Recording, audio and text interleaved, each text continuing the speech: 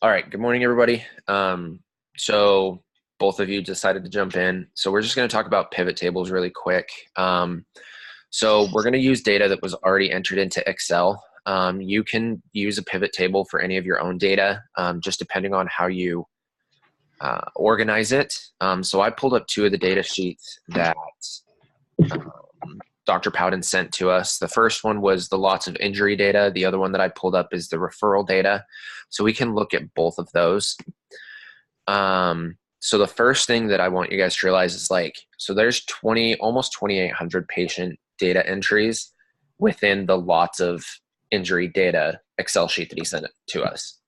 And not only is there almost 2,800 entries, there are probably close to 20 something different categories that he has everything organized into, from environment, surface protection, location, onset, season, all of it. I mean, there's so much information here.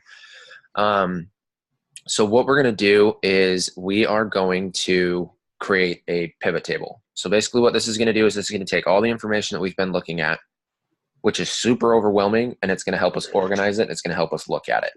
So the first thing you need to determine is, what exactly am I looking for? Like what trends do I want to try to find? And if you're unsure, you can always make the pivot table, and then you can decide from there kind of how you want to organize it. So the one that I wanted to look at personally is I wanted to look at, this one was broken up into 6 different school groups. I wanted to look at any trends of like more injuries versus less injuries over it's a 4-year span, I believe it is. So the first thing you do is you go to tables. Sorry, not tables. Dang it. This Zoom thing. Is it an insert or something? Yeah, I just have this all up. So at the top of the screen share, when you do this, it covers everything. So I have to make it all small. So it's under data and then pivot table. Do you guys see that? Mm-hmm. Okay, so you're going to click on pivot table after you do a mass highlight, and it brings this up. So now I can make that big again. Okay, so what this does is this brings up your pivot table builder. So what this did initially is it brought up, as you can see, the 6 school groups across the top here, and then it organized it by body area.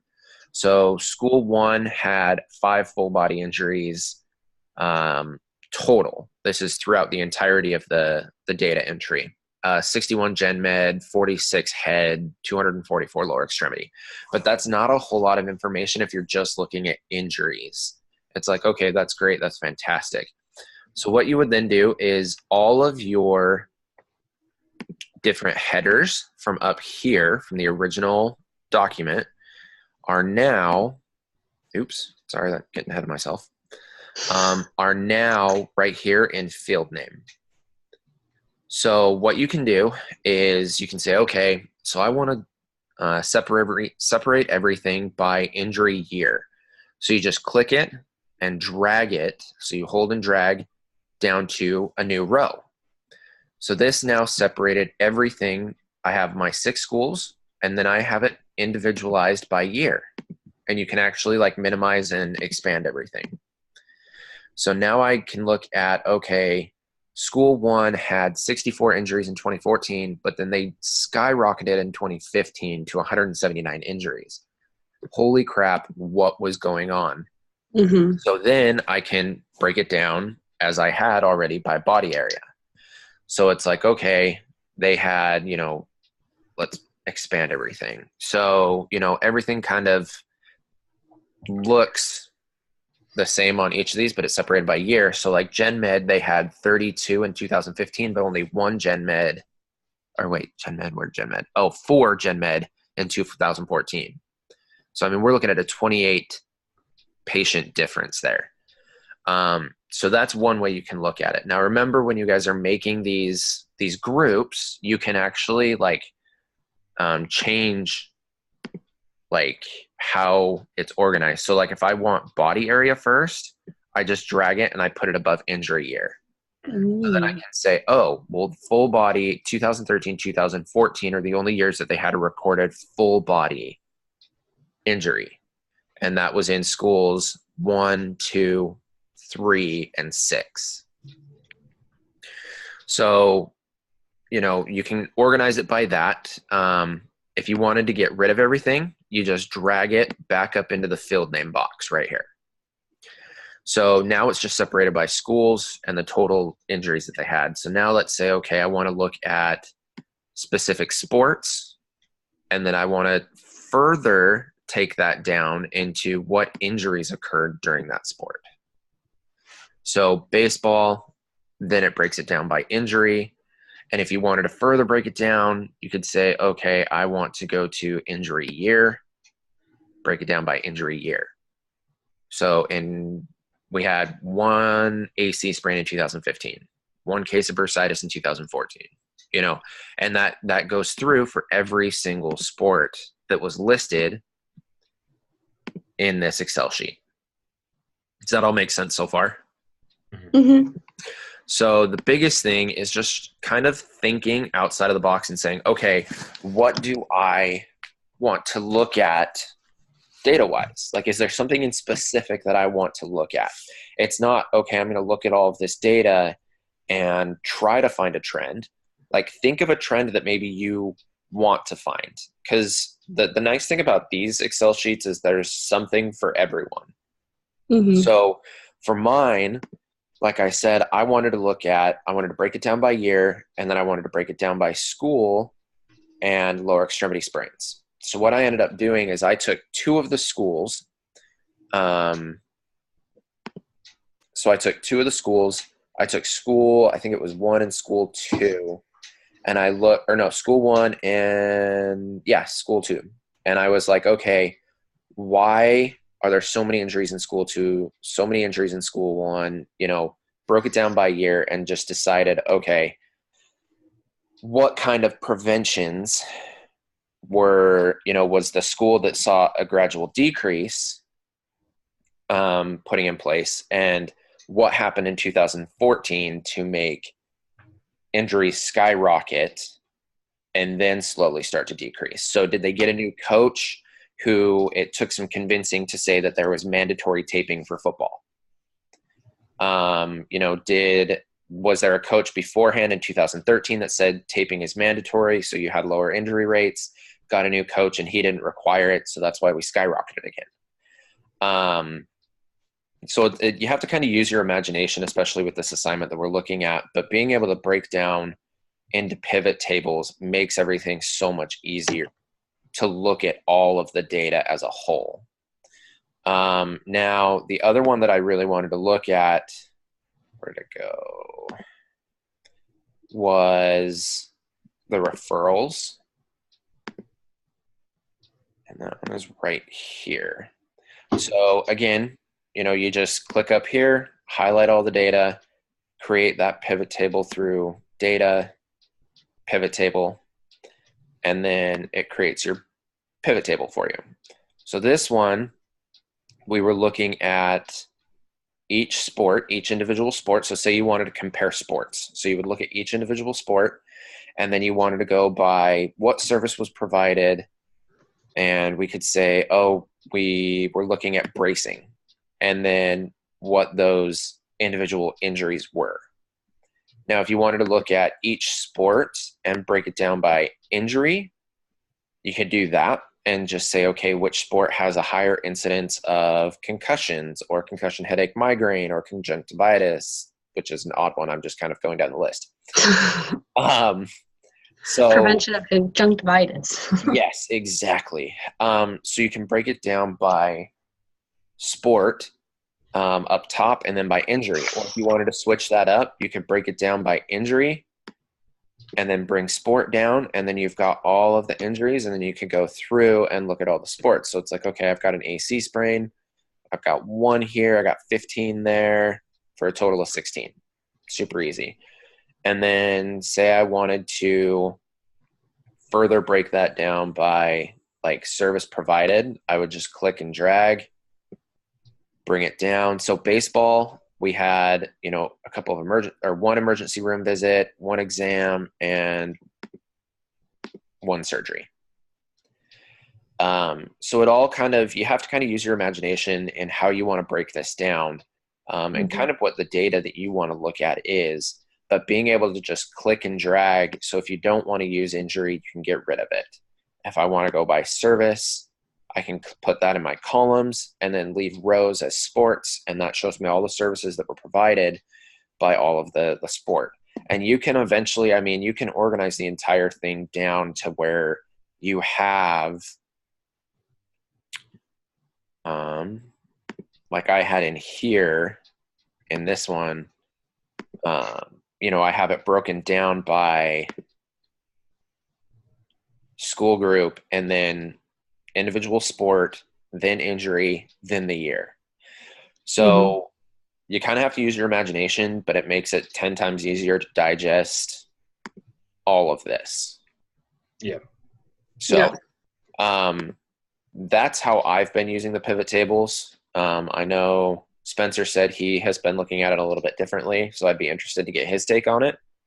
But I do feel like this kind of breaks it down, at least for this assignment.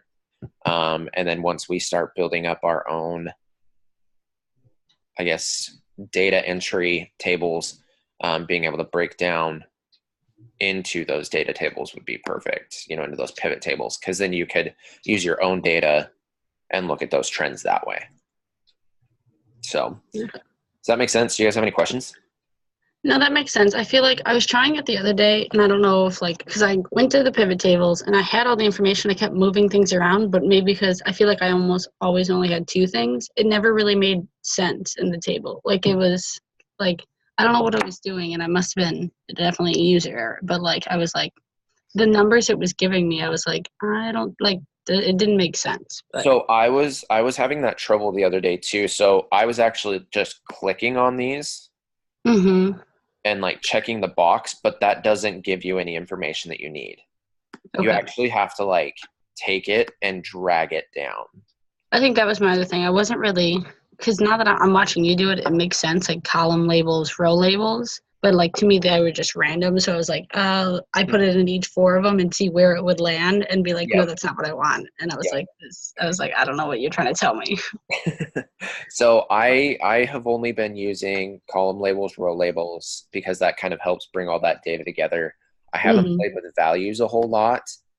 Which if you click values, I don't know how to do it on yours, but you could like change it. So instead of like a count, because that's what all of yours are, it's just like counting, you can do averages.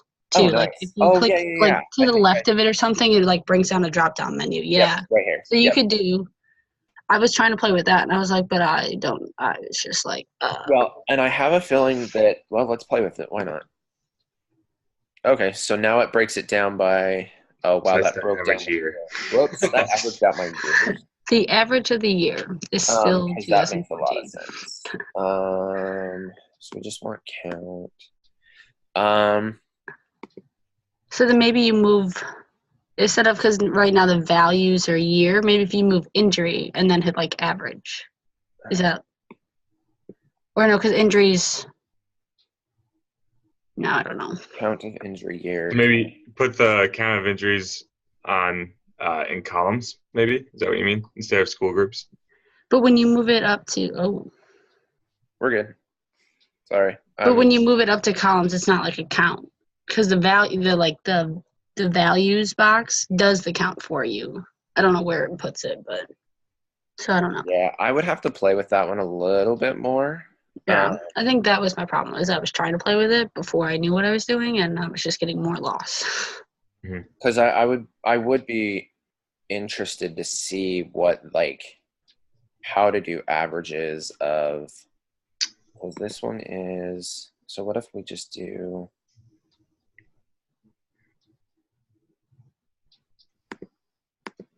Injury.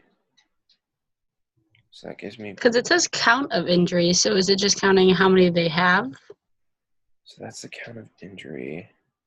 Yeah, it's just counting how many they have. So like count of injury is 211. But then what if I change the count of injury to averages? And it doesn't work because it's not a number. So it's trying to divide concussion by AC sprain or something is what I'm worried about. I think that was part of my issue. I was trying to do I was in the concussion one and I was trying to do days open, and most of them are numbers, but there's a handful of them that are open is what it is, and I can't do math with the word open. Interesting. I'll have to look at it a little bit more. I found the counts just to be the easiest way of looking at this data right now. But I'll play with it some more and I'll let you guys know what I find. Okay. But yeah, that's a really good question. I didn't think about that. Yeah. Just because mindlessly nice to be playing able to around. look at averages. Yeah, I feel like count and averages would probably be the only two I would really look at. I'm not going to look at the standard deviation of AC's range. So I'm not sure that even makes sense. So we've got body area.